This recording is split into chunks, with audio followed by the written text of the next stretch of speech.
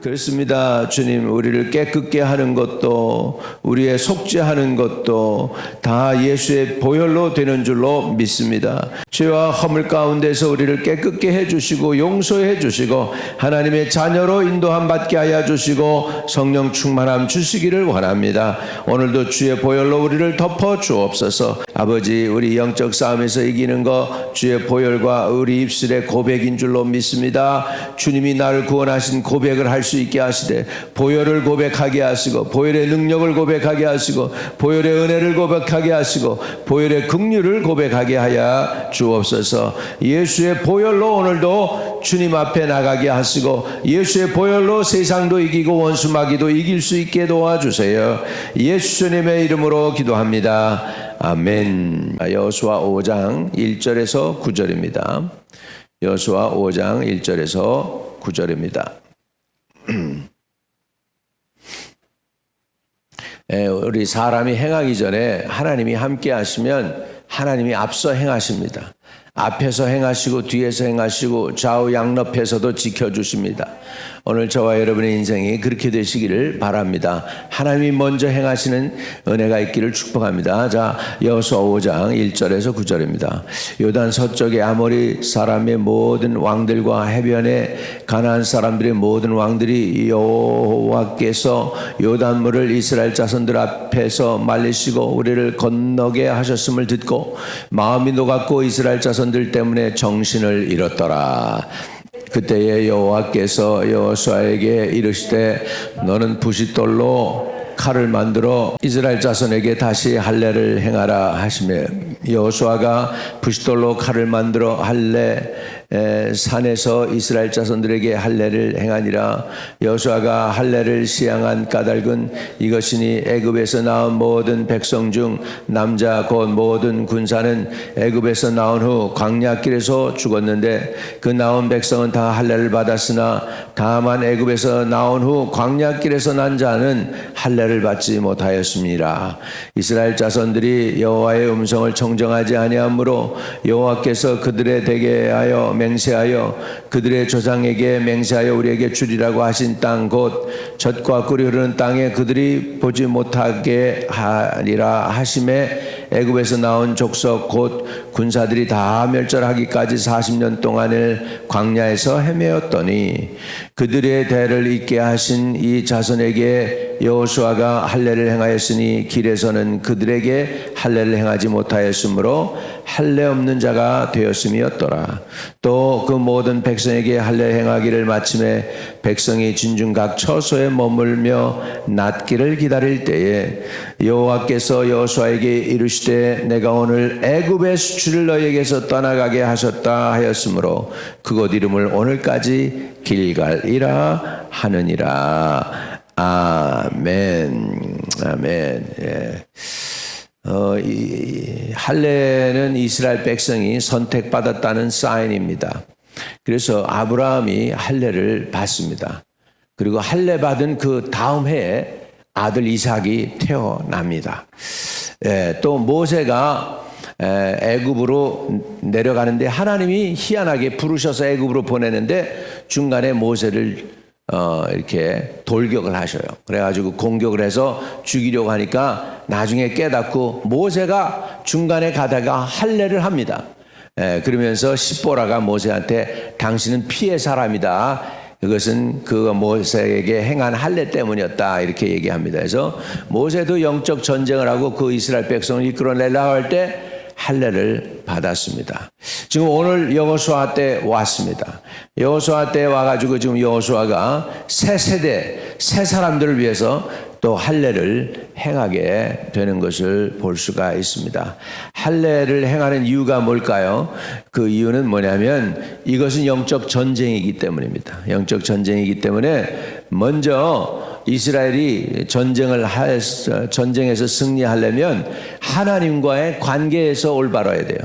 그래서 원수를 치는 것도 중요하지만 그거보다 더 중요한 건 내가 하나님 편에 있느냐가 중요합니다. 그래서 하나님이 내 편이시면 세상 끝난 거예요. 문제는 다 해결된 거예요. 그래서 하나님이 내 편이 되시도록 해야 되니까 이스라엘 사람들이 하나님 편에 서기 위해서 하나님의 명령을 받들고 그리고서는 할례를 행하게 됩니다. 부싯돌이라고 그러는데요. 부싯돌이 그 영어로는 플린트 스톤인데요. 그게 굉장히 날카롭습니다. 깨지면 그게 조각도 깨지는 날카롭게 깨져요. 교수가 짐승을 잡는 걸 봤어요. 제가 그러니까 톱처럼 이렇게 더덜더덜 해가지고 지금은 짐승 배가 그냥 쫙 이게 배를 가르는데 저기보다 이거 의사 메스만큼이나 아주 날카로워요. 그래가지고 이걸 자를 수가 있어요.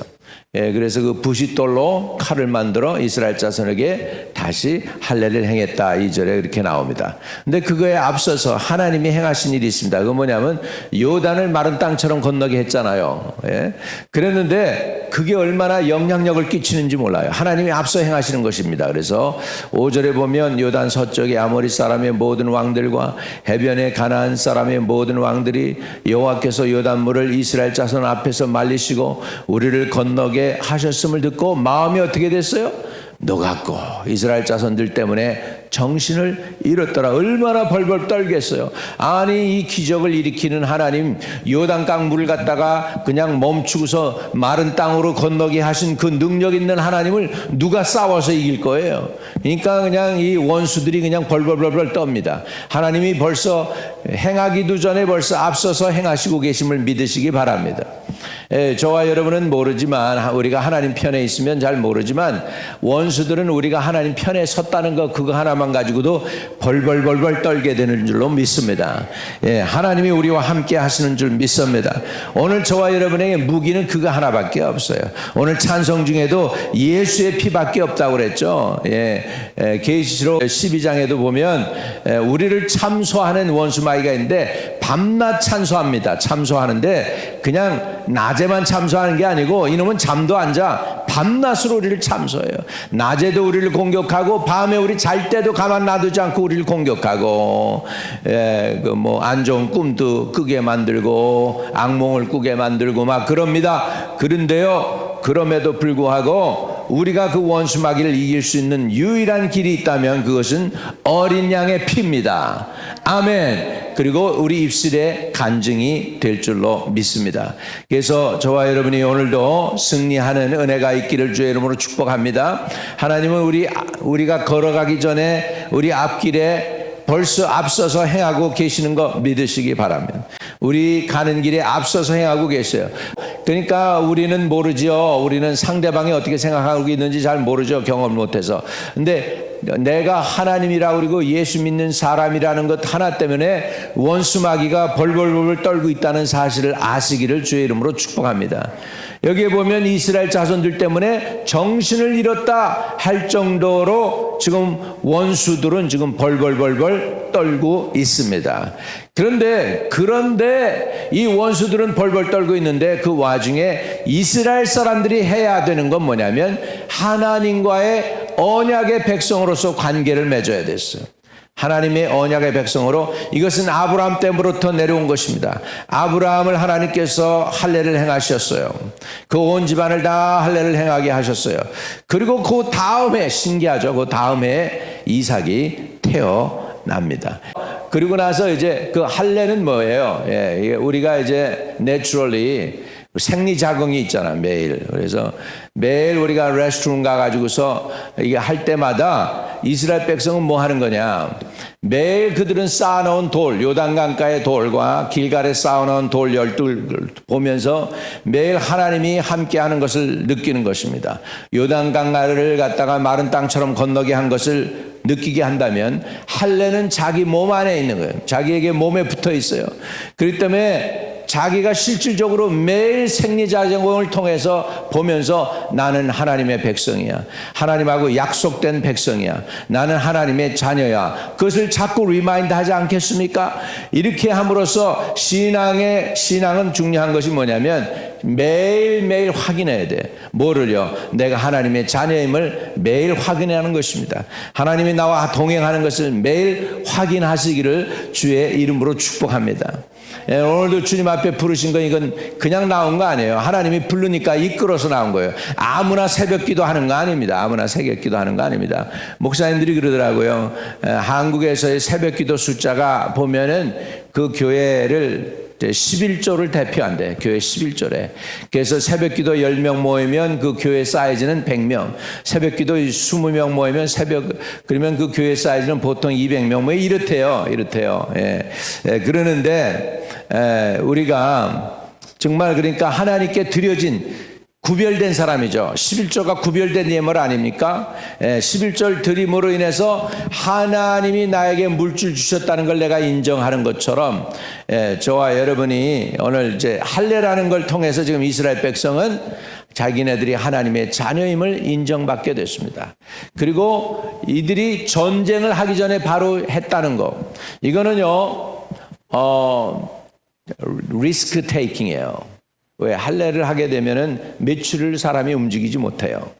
며칠을 움직이지 못하니까 낫기를 기다려야 되는데 그때 어떡합니까? 그때 가서 공격해서 죽이면은 다 죽는 거예요. 그럼에도 불구하고 바로 적 앞에서 저기 지금 여리고 성에서 이렇게 다 쳐다보고 있을 텐데 이렇게 보고 있을 텐데 할례를 행했다는 것이죠. 인간적으로 보면은 리스크 테이킹이고 위험한 일이에요.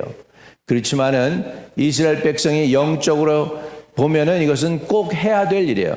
전쟁을 앞에 두고 꼭 해야만 하는 일이 할례입니다. 왜? 하나님과의 관계를 회복하고 내가 하나님의 자녀라는 것을 지금 표징으로 삼는 것입니다.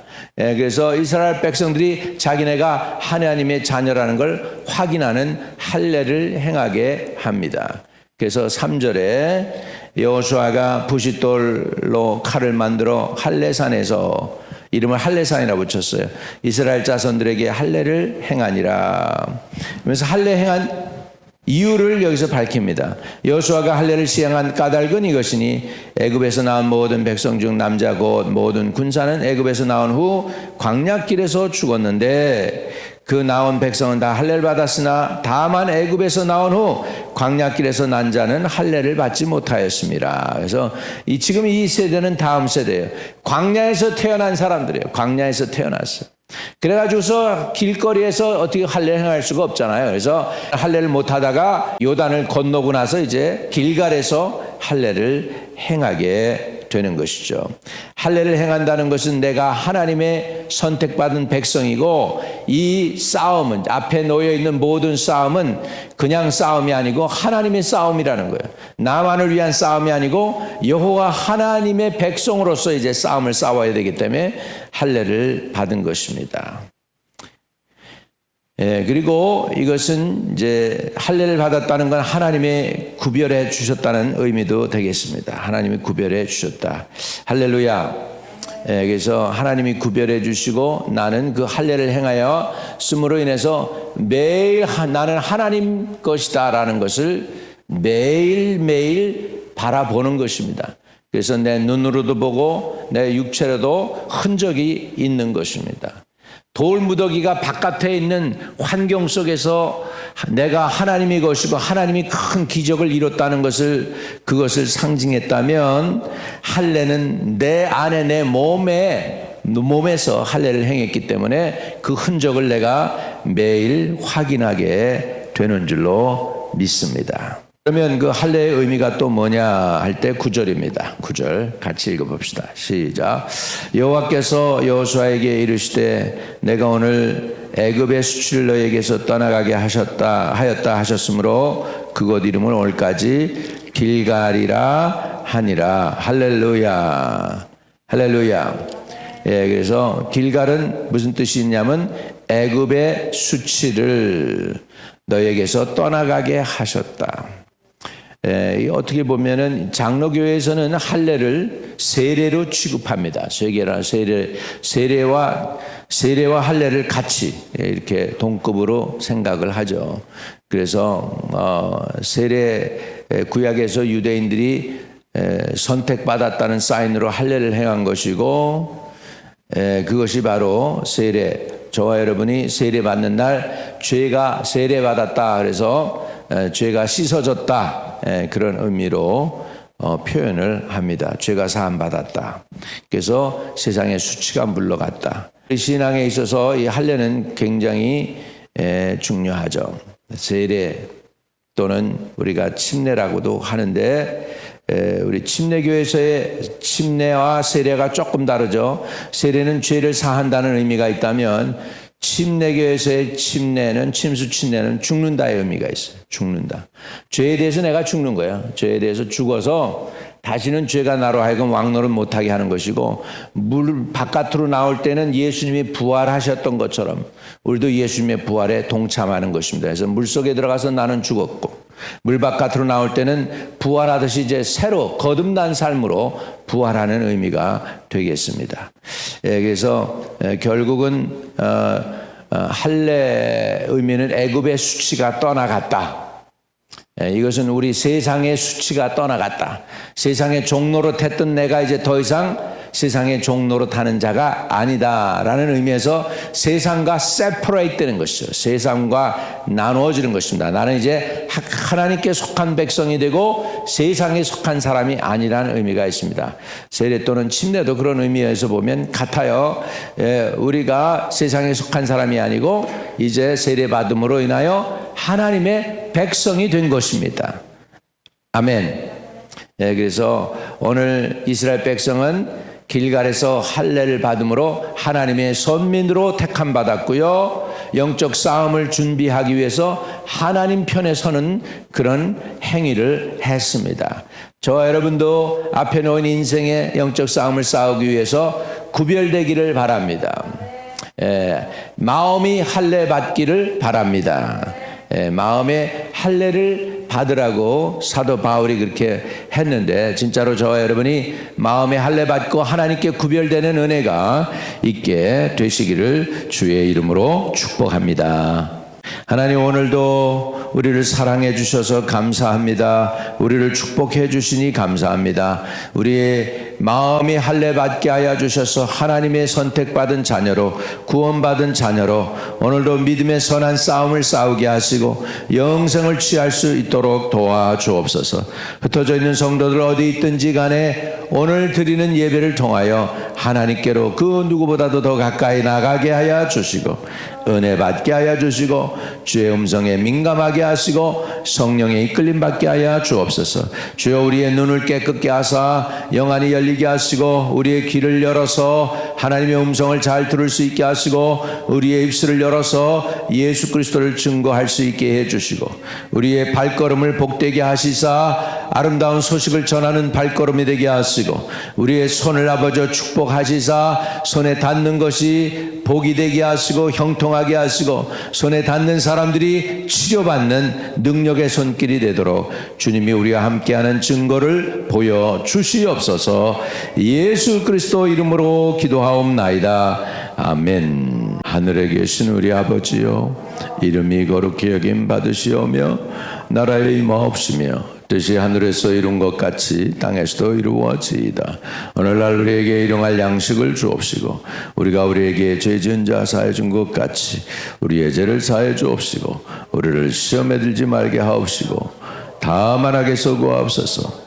대개 나라와 권세와 영광이 아버지께 영원히 있사옵나이다. 아멘. 아멘. 내가 지금까지 지내온 것은 주의 은혜라.